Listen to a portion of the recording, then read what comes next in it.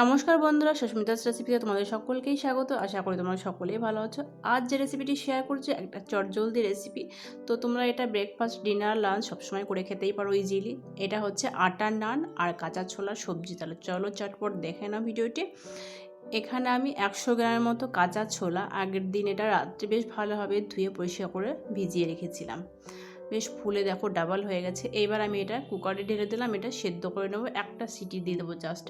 Half চামচ নুন আর একটু হলুদ দিয়ে এটা কুকারটাকে আমি এবার বন্ধ করে এটা সেদ্ধ করে নেব।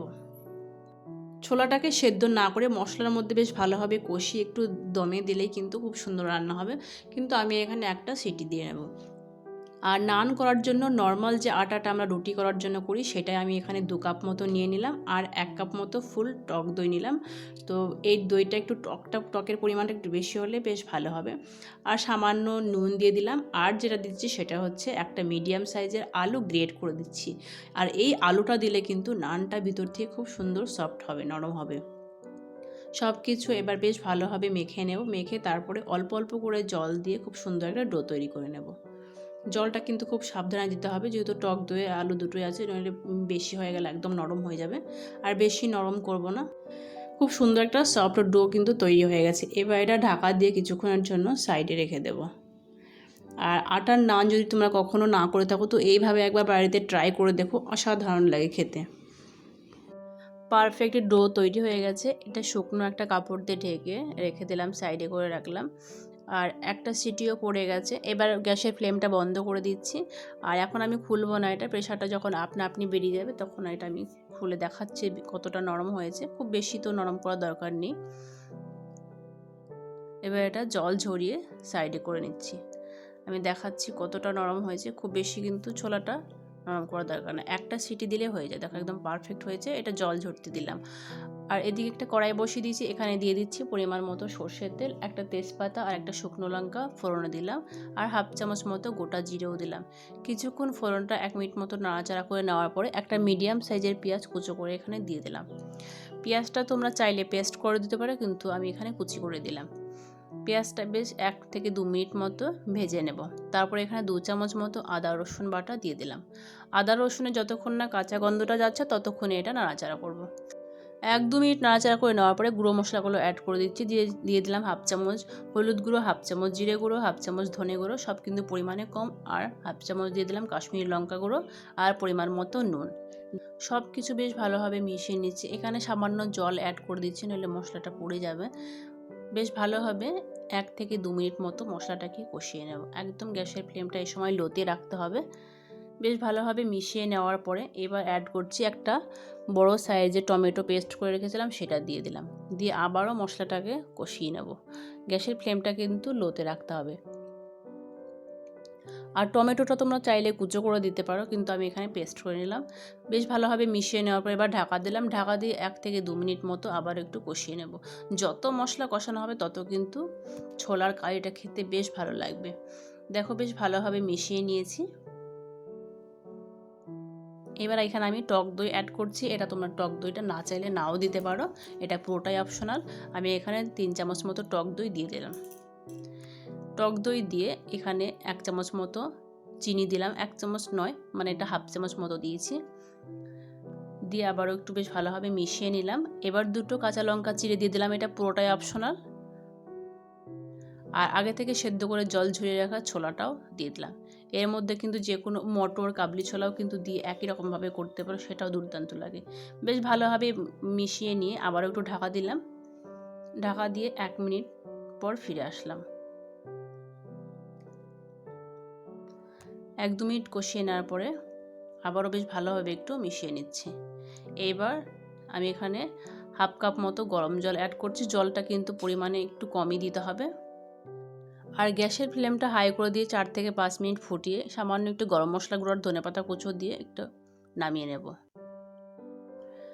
আর এদিকে আমি এখন নানটা বানিয়ে নিচ্ছি। দেখো কি সুন্দর হয়েছে ডোটা। আমি আরেকটু বেশ ভালোভাবে একটু মেখে নিচ্ছি।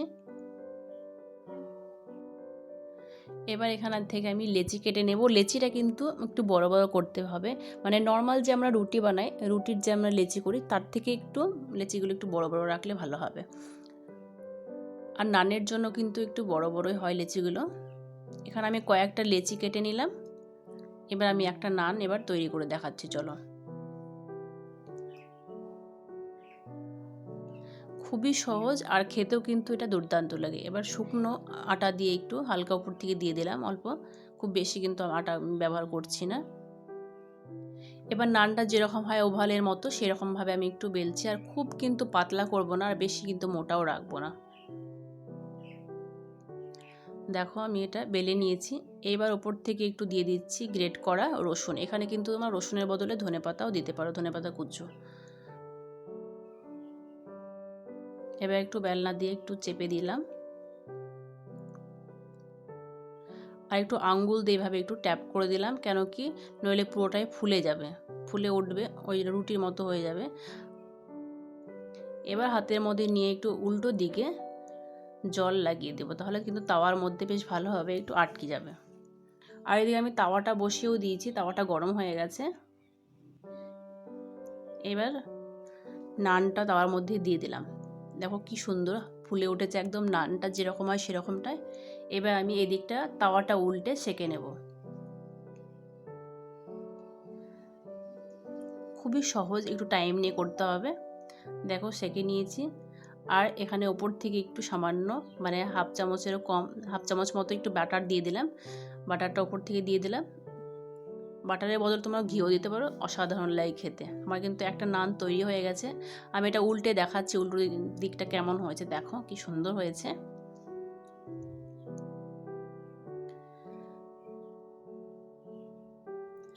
দেখে এখন মনে হচ্ছে যে খুব সহজেই কিন্তু ঘরে আমরা নান তৈরি করে নিতে পারি। আর নান অবশ্য মোটামুটি সবাই করেছো, তবে আটা দিয়ে একবার ট্রাই করে দেখো, অসাধারণ লাগে। একই রকমভাবে আমি আর একটা বেলে দিয়ে দিলাম তাওয়ার মধ্যে, আর হালকা ফুলে উঠেছে। এইবার গ্যাসের ফ্লেমটা হাই করে দিয়ে তারপর এটা সেঁকে নিতে হবে।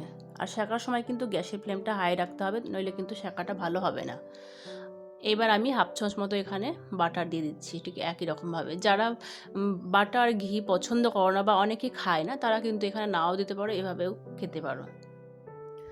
এটা দেখে মনে হচ্ছে যে আটা দিয়ে তৈরি না ময়দা দিয়ে তৈরি, দেখো একদম মনে হচ্ছে দোকানের নান। চলো এবার তোমাদের সার্ভ করে দিই। আর এদিকে আমার কাঁচা ছোলার সবজিটাও কিন্তু রেডি হয়ে গেছে। এটা গ্যাসের ফ্লেমটা আমার কমানো আছে, আর হাফ চামচ মতো গরম মশলার গুঁড়ো দিয়েছি। এবার গ্যাসের ফ্লেমটা বন্ধ করে তোমাদের সার্ভ করে দিচ্ছি। আর এই আটার নান যে কোনো কিছুর সাথে খেতে দুর্দান্ত লাগে, এটা মিক্স সবজি বলো, পনির বলো। আর একবার ট্রাই করে দেখো, এই কাঁচা ছোলার সবজির সাথে অসাধারণ লাগে। আর কতটা নরম হয়েছে আমি তোমাদের দেখাচ্ছি, খুব সুন্দর হয়েছে দেখো। আর ভিডিওটি ভালো লাগলে একটা লাইক, কমেন্ট এবং শেয়ার করে দিও। আর চ্যানেলটি সাবস্ক্রাইব না করা থাকলে প্লিজ সাবস্ক্রাইব করে দিও। আজকের মতো এই পর্যন্ত, পরদিন নতুন কোনো ভিডিওর সাথে দেখা হবে।